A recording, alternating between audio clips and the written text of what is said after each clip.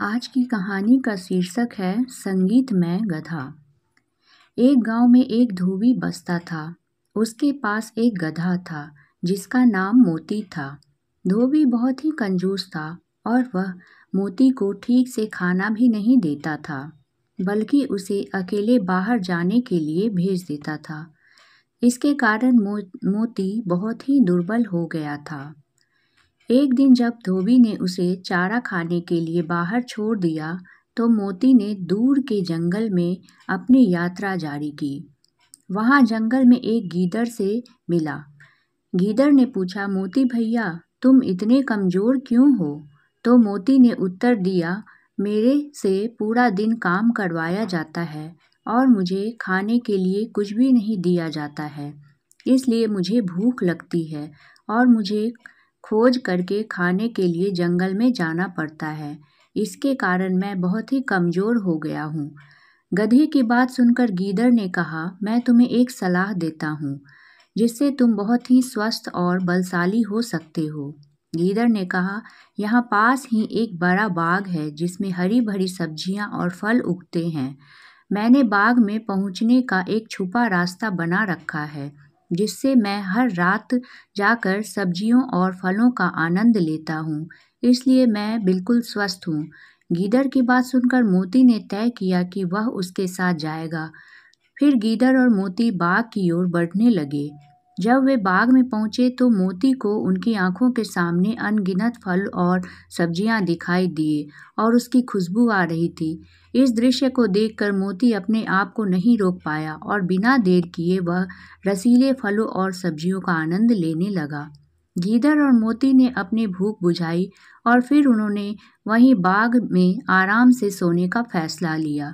अगले दिन जब सूरज उगने लगा तो गीदड़ जगा उठा और बाग में से बाहर निकलने का तय कर लिया। मोती सो रहा था और गीदड़ ने उसे बताया कि वह अब वहां से जा रहा है। मोती ने बिना किसी सवाल के समझ लिया और दोनों बाग से चले गए। फिर वे दोनों रोज मिलते और वैसे ही बाग में जाकर हरी भरी सब्जियां फलों का आनंद लेते। वक्त बीत गया और मोती में धीरे धीरे सुधार आ गया। वह अपनी ताकत बढ़ा ली। अब वह तंदुरुस्त हो गया और उसकी चाल भी सुधर गई।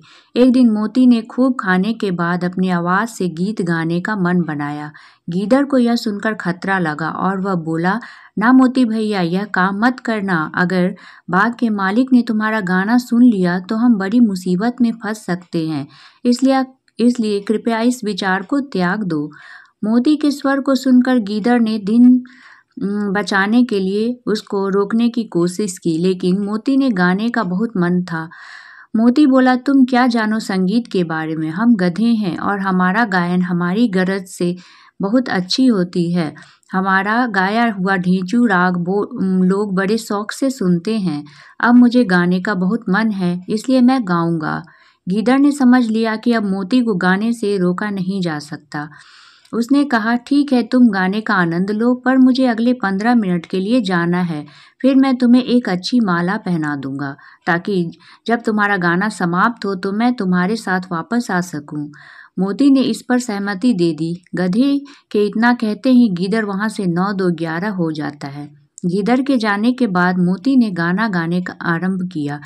गधे की आवाज सुनते ही बाग का मालिक लाठी लेकर पहुंच गया। वहां गधे को देख बाग का मालिक कहता है कि अब समझ आया कि तू ही है जो मेरे बाग में को रोज चढ़ के चला जाता है। आज मैं तुझे नहीं छोड़ूंगा। इतना कहते ही बाग का मालिक लाठी से गधे की खूब पिटाई की। बाग के मालिक की पिटाई से गधा अधमरा हो जाता है और बेहोश हो जाता है और जमीन पर गिर जाता है। मॉरल: इस संगीतमय गधा की कहानी से हमें यह सीखने को मिलता है कि अगर कोई हमारे लिए कुछ बेहतरीन सलाह देता है तो हमें उसे मान लेना चाहिए। कभी कभी हालात ऐसे हो जाते हैं कि दूसरों की बात ना मानने से हम मुसीबत में पड़ सकते हैं। तो दोस्तों, आप लोगों को यह कहानी कैसी लगी? अगर अच्छी लगी तो प्लीज़ एक लाइक ज़रूर करिएगा और चैनल को सब्सक्राइब कर लीजिएगा। चैनल का नाम स्टोरी चैनल है। Thank you friends.